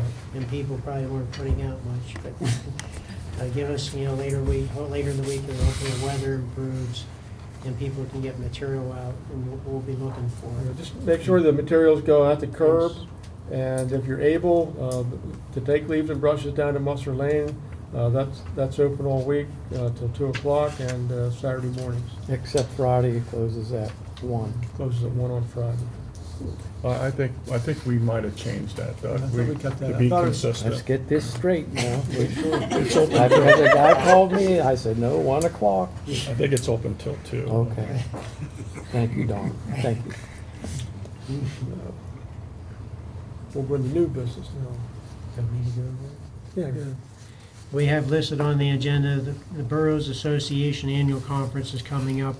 During the annual conference, they have voting delegates that vote on new officers and proposed resolutions and policies. We're looking for a designation of a delegate and an alternate, and you can read the motion. I'll call for a motion and second to designate Doug Johnson, our Vice President, as a delegate, and Barbara Dan as an alternate delegate for the purpose stated. Do I have a motion? I'll make a motion. Okay, motion by Mr. Veneer. Do I have a second? I'll second, for now. Purnell? Thank you. Discussion? Typically, this would be you. Typically. You have a commitment. Yes. So we discussed for me to take your place.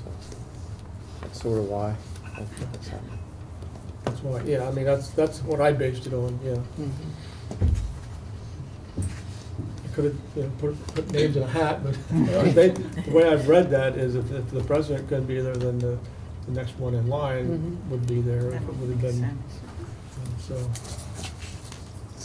I just wanted folks to know that you were going to Yeah, I made other commitments at that point and lost track of the calendar dates. Okay, so all those in favor signify by saying aye. Aye. Opposed, same sign. Motion's approved.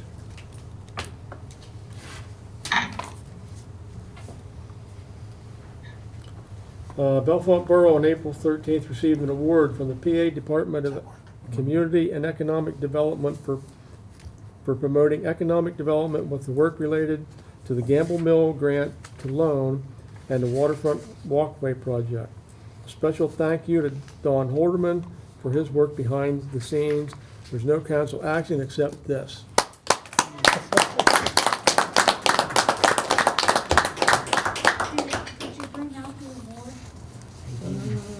I thought it was going to be on the window. I think it's back in the office. Maybe we'll bring it out, or maybe for the next meeting if you'd like to see it. Yeah, It's it was a little- very wonderful ceremony. It's very nice. There was Don, Ralph, Randy, myself, and Doug went, and we all went up to the front of the room, tried to get Don to stand in the center because we wanted to honor him, and he was a little bit shy. But we really wanted to honor him for all of the work that he had done to make this happen. So I'm going to clap again.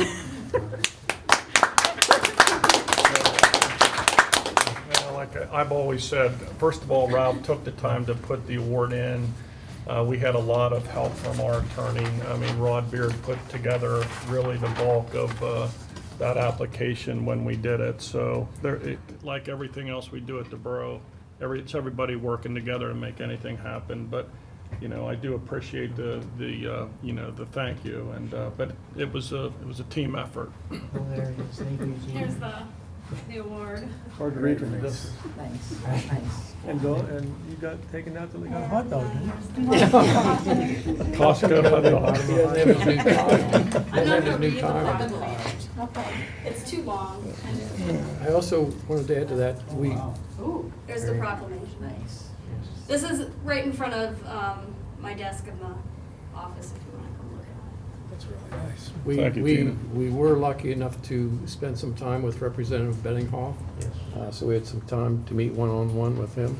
He was gracious enough, listened to our hopes and dreams. Yes. So we appreciate his time that he took to spend with us. We had two of Senator Corman's staff members come Yes, down. that's right, Just to be there with us. Yeah, that's right. It's So very you're- special. Thank you, Ralph, for mentioning. It was exciting to see the members of PSAB and even from the DECD were impressed that Bellefonte was in the room, and it made it all that much special, I think. As was PML. Yep. Because they came up and said, thank you, that they were impressed with what we had done. Yeah, one thing that I found interesting is the acting secretary of DCED is a Bellefonte native. Yeah. The master of ceremonies is the former Lock Haven mayor, so there was a whole central Pennsylvania flavor to the ceremony. Yeah. All right, moving on. We have an open house for retirees and elected officials who have left council or borough. Due to COVID, it's been 2 years since we've been able to have an open house to recognize these folks. So staff would like to schedule an open house in late May, early June. Suggested dates will be sent out here in the future. And there's no real action for us on this. And then we have our goals, issues. Goals or issues to be scheduled for the 5-2 council work session.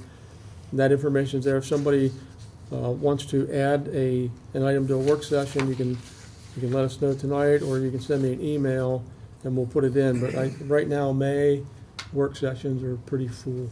So we'll probably be looking in June and July, get through the summer. And I had that on my heads up, just so people were aware that May was filling up pretty fast.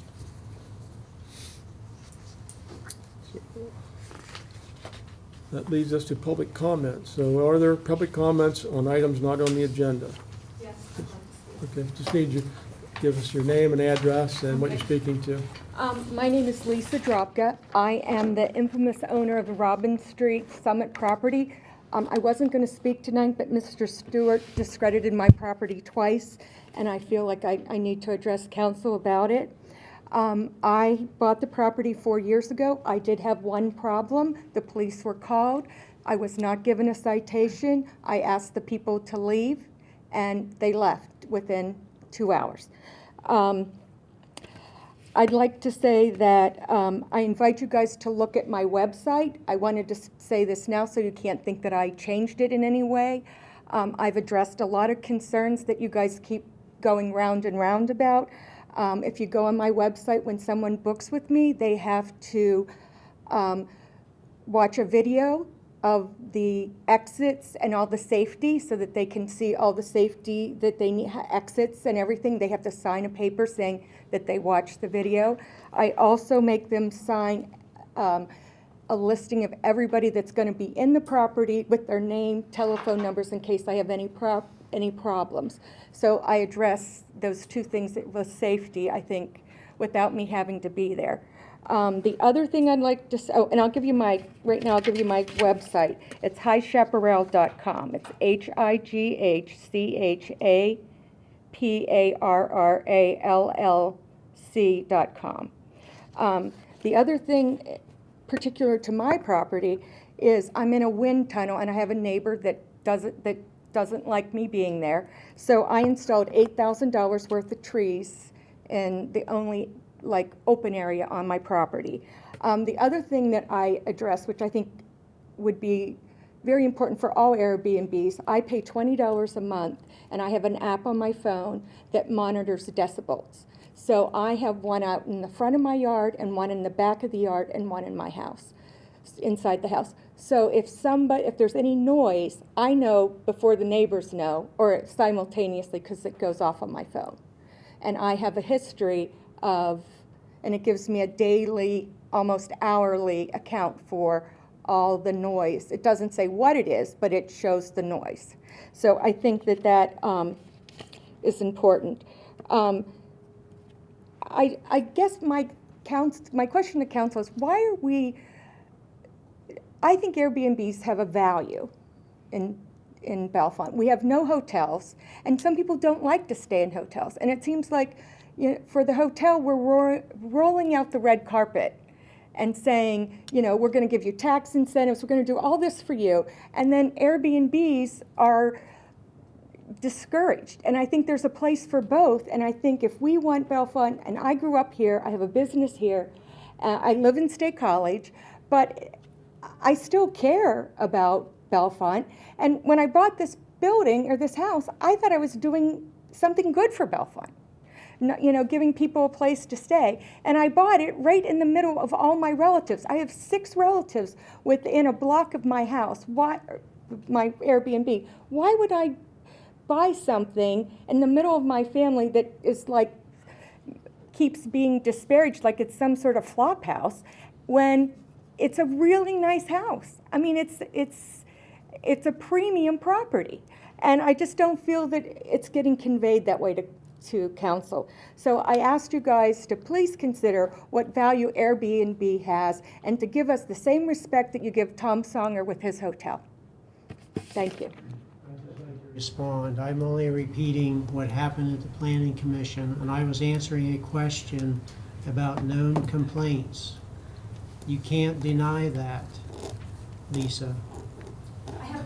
You can't. I'm just clarifying why I made my statement. I was a staff member that sat in the Planning Commission meetings, and we had a resident attending those meetings. You know who I'm talking about. And I was asked a question. I answered the question. Thank you. Are there any other public comments to items not on the agenda? Hi, I'm Gary Hoover. I'm presently the director of the Bellefonte Chamber for about another 10 days or so, and then I'll be retiring. I want to speak more, not for or against, but more to the proposal. It's really important that we get this right. Tourism is very important to Bellefonte. As was mentioned, we don't have hotels to speak of. We only have a handful of regular bed and breakfasts. And if you want to maximize your tourism dollars and the ripple out, you got to have places for people to stay. There's also no hurry about passing something. We have been talking about this for more than 6 months now, and the sky hasn't fallen, and there hasn't been any problems. So you have the time to really research this well. The other thing I would say is that I don't see how you can get around making the emphasis on this, punishing bad actors, as opposed to trying to regulate in such detail you can cover every possible instance. Let me tell you about my neighbor across the street. He lived there for a number of years. He was long-term, he was a permanent resident until he moved. He maintained the property in a terrible state.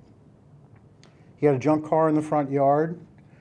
He had a noisy truck that he started about 5:20 each morning, warm it up in winter months to go to work.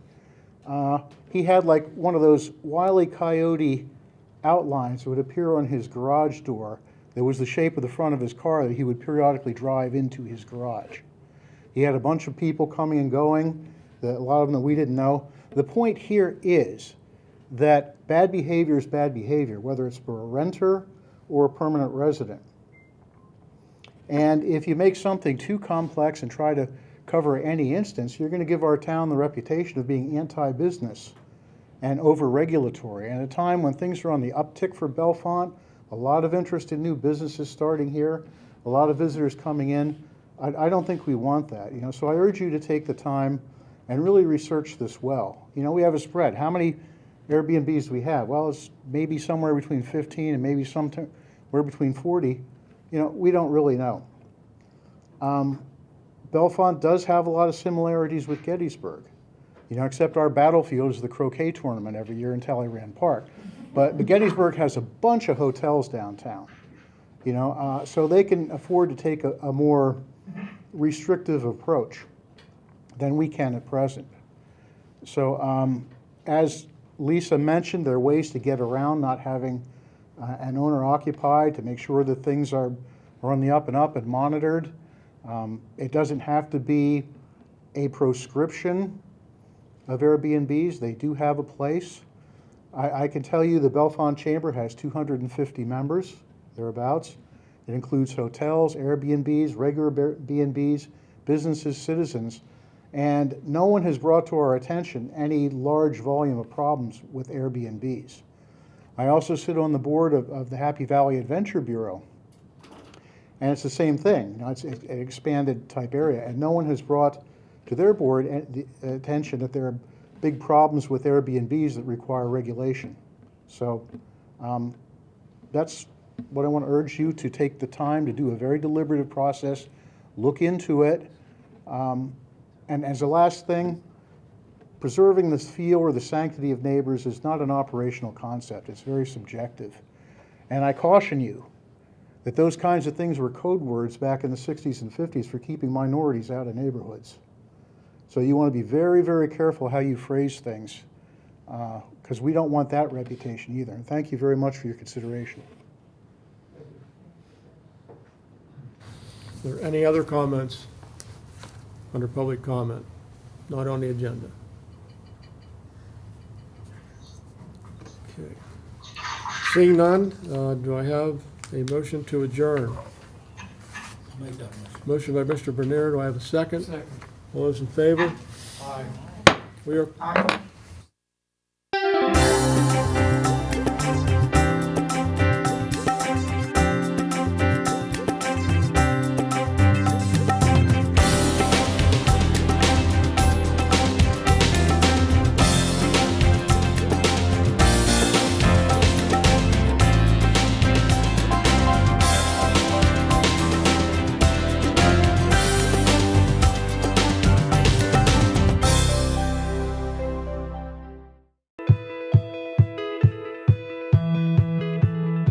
The League of Women Voters was founded almost 100 years ago with the right to vote for women. Not only the right to vote, but an informed vote. You need to know everything about that candidate. You need to be able to ask that candidate questions. I think that the organization is going to continue to attract a diverse membership, and I think that that will help us in working toward the goal of better representation for everybody. There's a wonderful opportunity here for people who are younger to come and learn from women who have been part of social movements for years and years. It's our job to be a mentor to the newer members, because they're the ones, after all, that are going to be carrying the banner of the League into the next 100 years. We stand for the nonpartisanship that we should all have as leaders in our democracy today.